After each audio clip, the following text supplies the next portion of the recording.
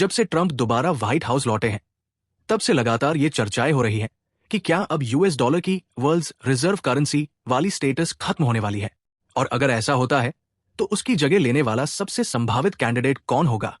तो ज्यादातर निगाहें चाइनीज युआन पर है।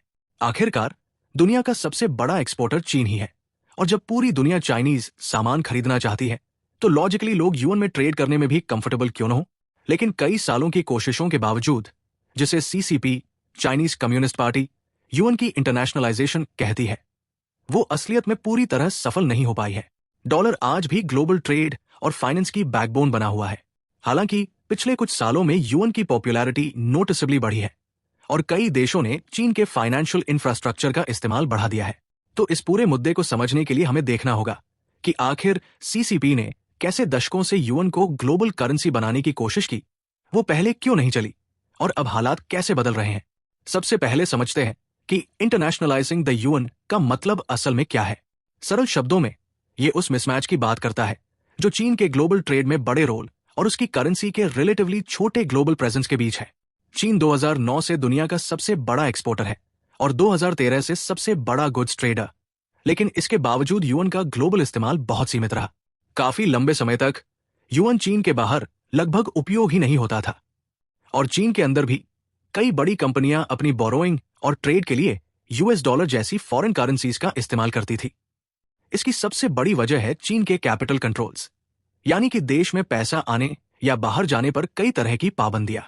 विदेशी इन्वेस्टर्स के लिए ये एक रिस्क था कि वे अगर चीन में पैसा लगाएं तो क्या बाद में उसे आसानी से निकाल पाएंगे या नहीं। इस अनिश्चितता ने युआन को ग्लोबल लेवल पर अनअट्रैक्टिव बना दिया। वैसे सीसीपी को 1990 और 2000 में इस बात की ज्यादा चिंता नहीं थी। उस वक्त चीन हैप्पीली डॉलर जमा कर रहा था, जिन्हें बाद में वो यूएस ट्रेजरीज में इन्वेस्ट कर देता था। युआन के कमजोर और सीमित इस्तेमाल ने सीसीपी को उसका एक्सचेंज रेट कंट्रोल करने और एक्सपोर्ट्स को सस्ता रखकर ग्लोबल मार्केट में कंपिटिटिव एडवांटेज बनाए रखने में मदद की। लेकिन 2010 के बाद हालात बदले। सीसीपी ने तय किया कि अब युआन को ग्लोबल लेवल पर लाना जरूरी है। इसके पीछे दो बड़े कारण थे। पहला, 2008 की ग्लोबल फाइनेंशियल क्राइसिस ने चीन को दिखाया कि यूएस फाइनेंशियल सिस्टम और डॉलर पर पूरी तरह निर्भर रहना खतरनाक हो सकता है।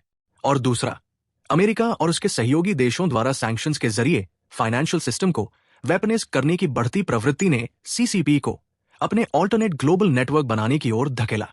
दरअसल 9/11 के बाद अमेरिका ने फाइनेंशियल सैंक्शंस को अपने फॉरेन पॉलिसी टूल की तरह इस्तेमाल करना शुरू कर दिया था, जैसे पैट्रियट एक्ट की सेक्शन 311 और एग्जीक्यूटिव ऑर्डर 13,224 के जरिए। सीसीपी को डर था कि किसी दिन यही मैकेनिज्म चीन के खिलाफ भी इस्तेमाल हो सकता है। इसलिए 2000 में चीन ने युआन की ग्लोबल एक्सेप्टेबिलिटी बढ़ाने के लिए 3 मुख्य कदम उठाए। पहला, उसने फॉरेन देशों को युआन में लोन्स देना शुरू किया, खास तौर पर बेल्ट एंड रोड इनिशिएटिव के तहत, ताकि वे युआन के इस्तेमाल के आदी बने। इसके साथ ही चीन ने फॉरेन कंपनियों को युआन में डेट इश्यू करने की सुविधा दी। चीन के अंदर इन्हें डिमसम बॉन्ड्स कहा गया और बाहर पांडा बॉन्ड्स। दूसरा, चीन ने कई देशों के सेंट्रल बैंक्स के साथ स्वैप लाइन्स बनाए, यानी एक अरेंजमेंट जहां दूसरे देश अपनी करेंसी को युआन में एक तय दर पर बदल सकते थे और जरूरत पड़ने पर वापस अपनी करेंसी ले सकते थे। इससे अन्य देशों को युआन रखने में कॉन्फिडेंस बढ़ाना था। आज चीन के 30 से ज्यादा स्वैप लाइन एग्रीमेंट्स हैं, जिनमें ईयू और यूके जैसे देश भी शामिल हैं। तीसरा, सीसीपी ने अपनी फाइनेंशियल प्लम्बिंग बनाई, यानी ऐसा इंफ्रास्ट्रक्चर जो युआन ट्रांजैक्शंस को आसान बनाता है। इसमें yuan denominated banking networks, cross border interbank payment system CIPS, जो स्विफ्ट का चाइनीज अल्टरनेटिव है, और एमब्रिज जैसे डिजिटल करेंसी पेमेंट प्रोजेक्ट्स शामिल हैं। लेकिन इन सभी कोशिशों के बावजूद सीसीपी की पहली इंटरनेशनलाइजेशन ड्राइव ज्यादा कामयाब नहीं रही। स्वैप लाइन्स का इस्तेमाल बहुत कम हुआ, युआन की ग्लोबल शेयर रिजर्व्स में 3% से नीचे ही रही, और इन्वेस्टर्स ने कैपिटल कंट्रोल के डर से चीन की करेंसी से दूरी बनाए रखी। साथ ही 2000 में यूरो एक मजबूत अल्टरनेटिव के रूप में उभरा, और 2008 की मंदी ने उल्टा डॉलर को और मजबूत बना दिया, क्योंकि यूएस इकोनॉमी बाकी देशों से जल्दी रिकवर हुई और फेडरल रिजर्व ने दूसरे देशों के बैंकिंग सिस्टम को भी सपोर्ट किया। हालांकि पिछले 2 सालों में परिदृश्य अचानक बदलने लगा है। अब युआन की ग्लोबल प्रेजेंस तेजी से बढ़ रही है। आंकड़ों के अनुसार 2022 से अब तक युआन डिनोमिनेटेड ओवरसीज लोन्स 3 गुना से ज्यादा बढ़ चुके हैं, और अब चीन के कुल विदेशी लेंडिंग का लगभग आधा हिस्सा युआन में है। ग्लोबल ट्रेड का लगभग 7% अब युआन में होता है। 2022 में ये केवल 2% था और चीन के क्रॉस बॉर्डर ट्रेड में 50% से ज्यादा ट्रांजैक्शंस युआन में किए जा रहे हैं। सिप्स अब हर क्वार्टर लगभग 50 ट्रिलियन युआन के ट्रांजैक्शन प्रोसेस करता है, जो 2022 की तुलना में दोगुना है और 10 साल पहले शून्य था। तो आखिर क्या बदला? क्यों युआन अचानक इतना पॉपुलर हो गया? असल में दो तरह के फैक्टर्स हैं, पुश और पुल। पुल फैक्टर यह है कि सीसीपी ने कैपिटल कंट्रोल्स को थोड़ा ढीला किया है और अपना financial infrastructure Africa, middle east और सेंट्रल एशिया तक फैला दिया है। अब तक 1700 से ज्यादा बैंक्स इस सिस्टम से जुड़ चुके हैं, जबकि 2022 में यह संख्या 1300 थी। दूसरी ओर पुश फैक्टर अमेरिका की अपनी पॉलिसीज है।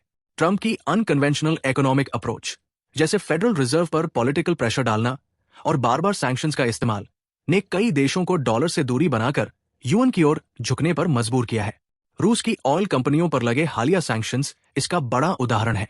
हालांकि अभी युआन डॉलर का सीधा राइवल नहीं है और उसका ग्लोबल शेयर काफी कम है, लेकिन ट्रांजैक्शंस और पेमेंट्स में युआन के बढ़ते इस्तेमाल से यह साफ झलकता है कि वो नेटवर्क इफेक्ट का लाभ उठाने लगा है। यानी जितने ज्यादा लोग युआन इस्तेमाल करते हैं, उतना ही बाकी लोगों के लिए उसे अपनाना आसान और उपयोगी हो जाता है। जैसे कभी डॉलर के साथ हुआ था, वैसा ही अब युआन के साथ शुरू हो रहा है। डॉलर का ग्लोबल स्टेटस इसलिए भी कायम रहा क्योंकि हर कोई पहले से उसे इस्तेमाल करता है, तो दूसरों के लिए भी वही आसान विकल्प बन गया। फिलहाल युआन का डॉलर को पीछे छोड़ना मुश्किल है, लेकिन अगर यह रफ्तार जारी रही तो आने वाले मल्टीपोलर ग्लोबल ऑर्डर में युआन एक वास्तविक और स्थायी अल्टरनेटिव के रूप में जरूर उभर सकता है।